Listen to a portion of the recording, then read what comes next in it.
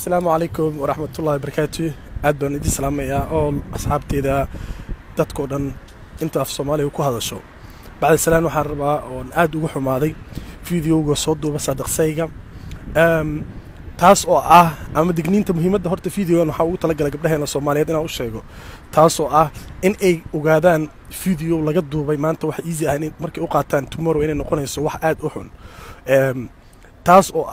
ama warninkan igu dhalisay inaan maanta u sheego walaalahayga gabdhaheena Soomaaliyeed maanta wax easy ahaan baa u qaadanaysaa ama fudeed ogaa birtoole fiidiyowgan maaha wax indi ama dhamaanayo ama mataqaanaa si easy uga bixi karay YouTube-ka hadduu YouTube ka baxo waxaa jira dad badan oo xumaanta aad u jecel oo waxaan keedinayo waxaan hadday baxaan hal mar waa shaydaan baa faraha kula gelayo mataqaanaa sida lagu saarana way adkaanaysaa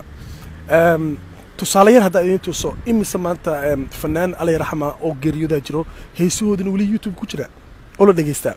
ogaa waxaan maanta dhalinyarnimo u sameysay ama adoo iska baashaal ama easy u sameysay ogaa future-kaaga dambe caruurtaada ba arkaysa caruurta si dhaleen ba arkaysa wax walba arkaya macnaha I'm not talking about this century-ga hadda lagu jiro marka hadlayo waxa ka hadlaya future-ka dambe ilaa ma gaarto 100 sano hadda ka bacdi marka waxaan idin sheegayaa gabdhow wallahi waa wax aad iyo aad loogu xumaado hadda wuxuu ku dhaqaaqay yarka sadaqsayga he think waxaan inay yihiin fashion iyo waxa like it's not the reality-ga idin sheego wallahi aad ba ugu xumahay gabdhaheena Soomaaliyeed waxaas in lagu sameeyo gabar waa dhalnay waana qabnaa waana mataqaanaa weynana dhaleen marka waxaan idin sheegayaa I couldn't mind mataqaanaa asaga maanta inuu soo qaawiyo ama soo naked video-ga duubo laakiin intuu wax soo sameeyay inuu dhaho aniga waxa soo malin Ethiopian-ka u dhiibatay hadda